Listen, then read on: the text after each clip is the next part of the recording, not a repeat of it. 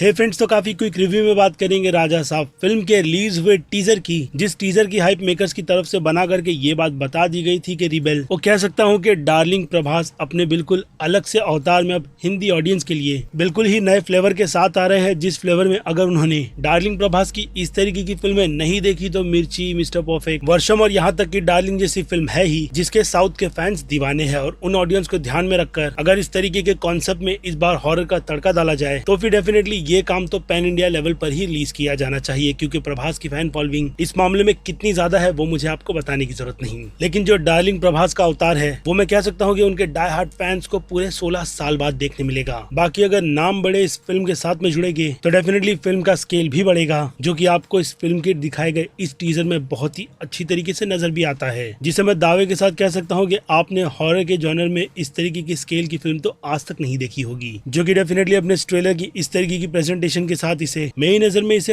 Horror fantasy के genre की एक ऐसी फिल्म बना देती है कि ये साल के अंत को बहुत ही धमाल से खत्म करेगी, जिसका डेफिनेटली एक्सपीरियंस तो बड़ी स्क्रीन पर देखने का भाई कुछ अलग ही लेवल का ही होगा, जहां पर फिल्म के अच्छे से स्केल जब इस फिल्म के बाहर को अच्छी तरीके से संभाल ही रहे हैं, वो भी ग्रैंड से ग्रैंड लेवल के सेट दिखा करके, तो वहीं थॉमस के बीजीएम ने भी इस टीजर में जान डाले रखी, जो कि वो हर बार करते ही है। लेकिन इस बार का मैजिक, जैसे कि मैंने कहा, हॉरर फैंटेसी के जॉनर में काफी अच्छी तरीके से ब्लेंड हो रहा है, जिस पर मेकर्स ने टीजर के तौर पर अपनी पकड़ काफी ज्यादा अच्छी भी रखी है। लेकिन इस तरीके के विजन को सोचने के लिए जिस तरीके का दिमाग डायरेक्टर मारुति की तरफ से लगाया गया है, उसमें उनकी डेडिकेशन दिखती है कि उन्होंने इस प्रोजेक्ट पर कितनी अच्छी खासी मेहनत की है, जो कि अगेन कहूंगा कि अपनी इस टीजर की प्रेजेंटेशन से फैंस को सिर्फ इस दुनिया से इंट्रोड्यूस करवाती है और यही बताती है कि इसका स्केल कितना क्रेजी है। यानी कहानी को लेकर के सस्पेंस पूरी तरीके से बना हुआ है, जिसमें अब खलनायक कहूँ या फिर संजय दत्त का ये अलग तरीके का काफी डैशिंग सा अवतार जो कि विलेन के रूप में निकल कर आया है, तो कह सकता हूँ कि इस बार खलनायक वर्सेस रिबल स्टार होगा, जिनकी इस जंग की शुरुआत किस तरीके से होगी और उसके पीछे का वो क्या राज है, वो बात तो 5 दिसंबर को ही पता चलेगी। और हाँ, प्रभास की हिंदी डबिंग को लेकर के एक जो क्वेश्चन मेरे दिमाग में रेज हो रहा है वो यही है कि क्या इसकी डबिंग प्रभास ने खुद की है कि नहीं, जो बात आप मुझे कमेंट में लिख कर बताना। बाकी पीपल्स मीडिया फैक्ट्री वालों की तरफ से पहले जाट जैसी मास एंटरटेनिंग फिल्म दिखा करके इस स्टूडियो ने तो अपना ट्रस्ट ऑडियंस के बीच में अच्छी तरीके से गेन कर लिया है, तो वहीं रिसेंटली मिराई फिल्म के भी रिलीज हुए टीजर ने कुछ उसी तरीके की लाइमलाइट खींची थी, जिस बारे में मैंने आपको अच्छी तरीके से बात करके अपने चैनल पर अपडेट दे रखा है। और नो डाउट मैं स्टूडियो की उस फिल्म के लिए भी एक्साइटेड हूँ, और अब दूसरी तरफ रिलीज किए गए दी राजा साहब के ट्रेलर को देखकर इस फिल्म के लिए भी, जिसमें एक बात तो पक्की है कि पीपल्स मीडिया फैक्ट्री वालों की तरफ से ऑडियंस के ही टेस्ट को ध्यान में रखा जा रहा है कि उन्हें आज की तारीख में किस तरीके की फिल्में वो भी थिएटर में जाकर के देखनी है, क्योंकि वो कहते हैं ना कि फिल्म अपनी पहली प्रेजेंटेशन से अगर जरा सा भी डगमगा जाए तो ऑडियंस उस पर बहुत ज्यादा नेगेटिविटी फैलाती है। और ये फिल्म में अगर स्टूडियो बहुत ही अच्छी तरीके से ध्यान में रखते हुए अच्छे प्रोडक्शन, वीएफएक्स, वो कहते हैं ना कि इन क्वालिटी को टॉप लेवल पर ले जा करके जो प्रेजेंटेशन देते हैं, तो उस हिसाब से अब राजा साहब ने मेरे लिए तो स्टूडियो के लिए एक बेंचमार्क सेट कर दिया है, जो कि डेफिनेटली इस फिल्म को the biggest horror fantasy ever cinema का दर्जा देती है। और जाते जाते फिर से कहूंगा कि फैंस को डार्लिंग प्रभास का वो रूप दिखाती है जिसे देखने के लिए फैंस तरस रहे थे।